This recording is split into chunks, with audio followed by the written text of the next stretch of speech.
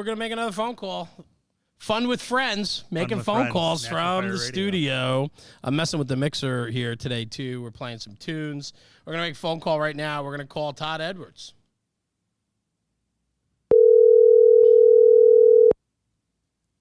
That is a happy dance. Well, good afternoon, sir. Todd Edwards, what's going on? You are on. Todd, it is Jeremy and Rob, National Fire Radio. And what an honor to always hear the two of you together. Well, it's been a long time, man. We have not been together doing this in quite a while, and now we're hopping on phones and just harassing people. A live radio show that's recorded. A live radio awesome. show that's recorded. That's fantastic. Well, listen, Todd, first off, I need to send you a huge, huge apology. And this is legit, and this is serious. There's no ball busting here. When we were down in Texas, when I first met you, I had forgotten that you'd recorded with Rob on the show. I was not. I was down and out for like 2 months not doing podcasts, and Rob spoke with you on the show, right, Rob? Yes, and with Mickey. Yeah, and so dumbass me, I'm down at the show, and somebody was talking about the Taylor's Tins that we hand out, and Todd's like, oh, I'd love to get one of those. I'm like, you got to be on the show, man. And he just looked at me, and then he, like, walked away. And then I come to find out, when I got home, I'm like, oh, shit, I think he was. And then I totally, Oh, my God. Todd, I swear to God, I've been meaning to, like, send you a text or call you. I felt like such an asshole. Todd, I apologize. So we owe you a tin, and I want to redo the interview because I'll be honest with you, my fault, man. I feel like such an ass, but we'd love to have you. This is a formal invite to be back on the show. Yes, anytime. I truly believe in the what you guys are doing for the American Fire Service, and well, you're crazy.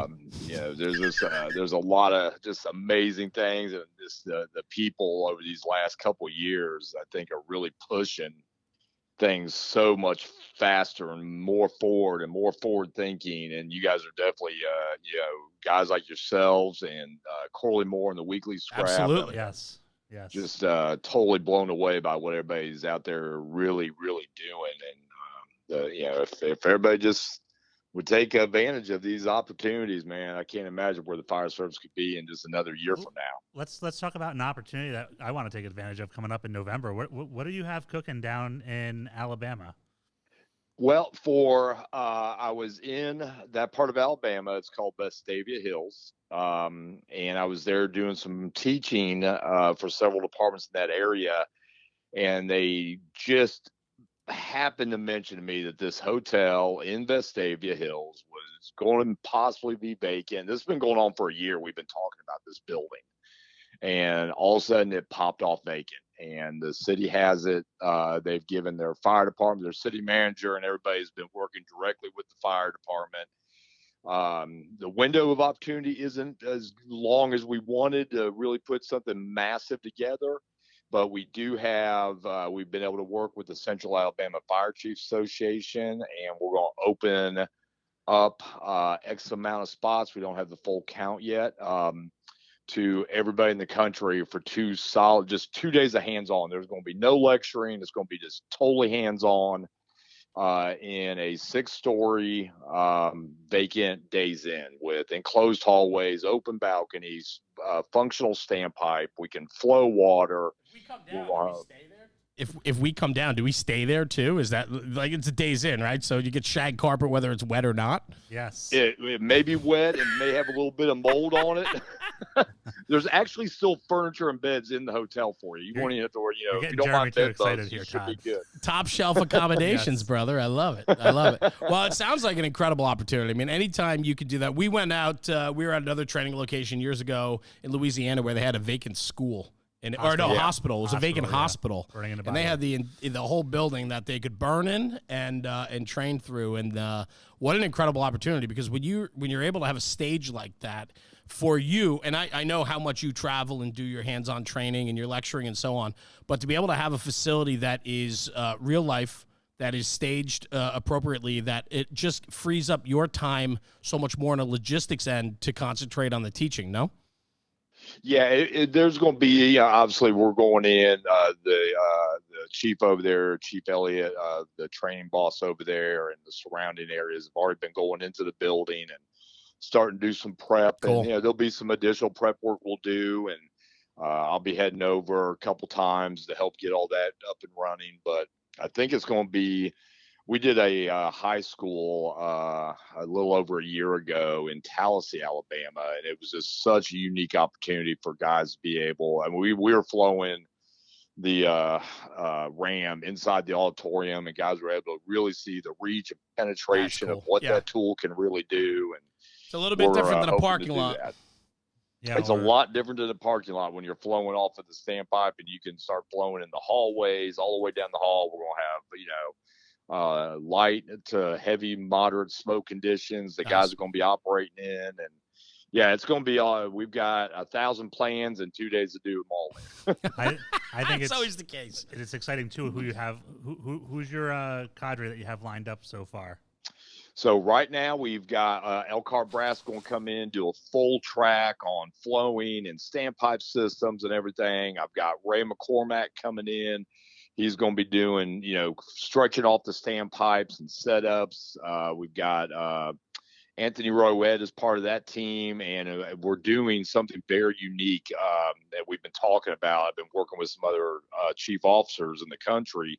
We're going to have a hands-on command track with this. I love that. Oh, that's awesome.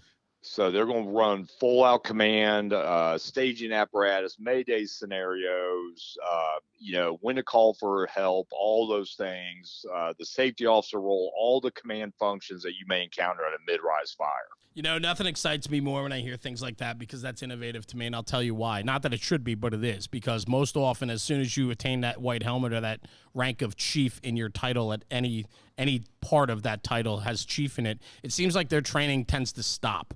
Rob and I were actually just talking about this today, about a lot of training chiefs. A lot of training chiefs institute training and they put training out for their people, but how often do they themselves go out and acquire more training? And so I think a lot of that happens too when you hit that and attain that level of chief, especially in smaller departments. They stop growing. A lot of them stop their growth in learning and educating themselves. And so a command track, and I think I was sitting next to you in Texas a couple months ago while you were thumbing this thing out in your computer and you were banging out some bullet points, man. And but it was cool to see. And I was thinking about that. And too often our chiefs are sitting in the offices and not out on the fire ground. But all of a sudden now we need them to be working with the troops out in the fire ground, and they haven't been working with us, and they haven't been out training with us. And so I think that creates an issue. So I love that, man. That sounds fantastic.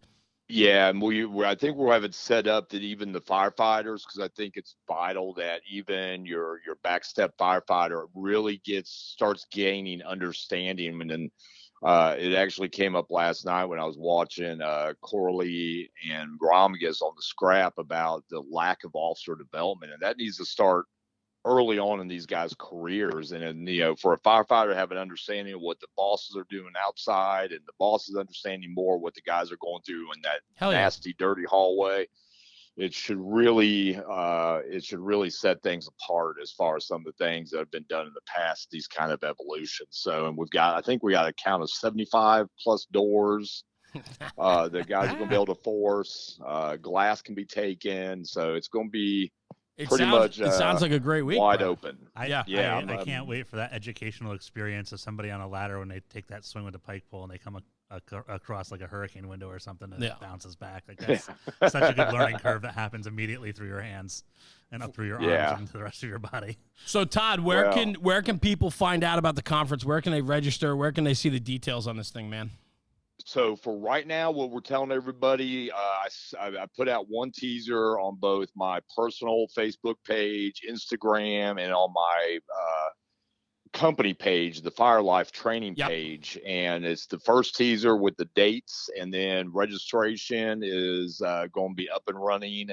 Hopefully in the next 2 weeks, we'll have that up and running. And when it comes out, we're going to immediately blast it out.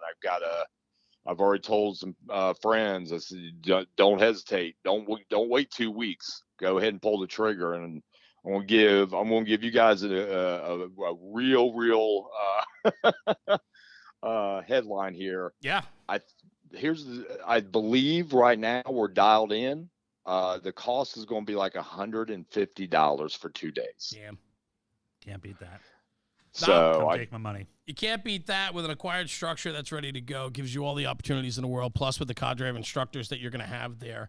That's something that we got to be conscious of, more and more as these training conferences and weekends get out there. We got to look at the cost and make sure that it's not cost prohibitive for getting our brothers and sisters there, man. So kudos to you for keeping that price tag at a real palatable price. That's fantastic. Well, that is definitely all that credit definitely goes to the Central Alabama Fire Chiefs Association.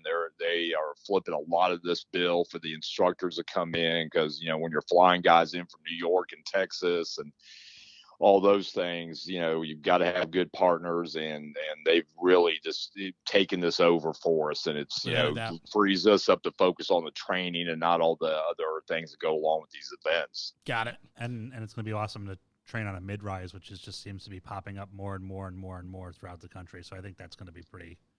Yes. Yeah. 100%. Especially we're just working with the department with these live, work, play communities are popping up all over the country right now. And you have every hazard you can imagine you can have in a very small footprint, from your exposures, multifamily, single family, tiny homes, businesses, swimming pools, indoor swimming pools. All these factors are coming in, and the one we just did is dealing with everything from all that on top of its very electric car, electric bike, electric go-karts, charging stations. So there's not one issue this department isn't facing in dealing with this very, very large, high-end community.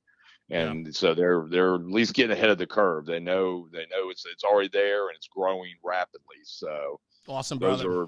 Those are things we can hopefully be sharing and training more and more people on as we go throughout 2023. Cool, man. Well, listen, we appreciate you. We appreciate your friendship. I'm a horrible friend, and we're gonna get that. We're gonna rein that back in, and we'll get it back out to you, Todd. Man, what a schlep I am, huh? I cannot believe. God, I'm an idiot.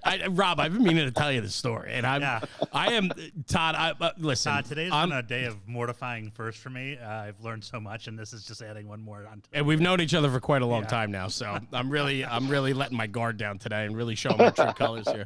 But listen, man, we appreciate you. I will tell you this: I sat through your one lecture when we were at the Gone to Texas Fire Forum. Brother, it's the first time I had heard your message in your class, and I will say this to our followers and listeners: if you see Todd Edwards out there, grab his class, check out his lecture, get the hands-on going. You are an animal. You are very passionate about what you do, and you have an incredible message to share, brother. So I appreciate you, and I appreciate what you're doing for everybody out there, and we're happy to support the conference. So whatever else we can help you with, let us know, and we'd be happy to put it out there for you, kid. Sure, I sure will. I appreciate it. I'll be in touch with you guys, and please keep up the great work you guys are doing. You guys are making a difference. You may not ever see it, but you guys are truly making a difference in the fire service. Well, I appreciate that, and that's the kindest thing that could be said. So, a lot of hard work goes into this, but we believe in the value of what we're trying to do. So, it's guys like you that are really making an impact, and if we could be along for the ride, man, we certainly will do that. So, Todd, take care of yourself, man, and we'll talk to you soon, brother. Thank you. Talk to you guys soon. You got it, brother. Take care. All right now. Bye.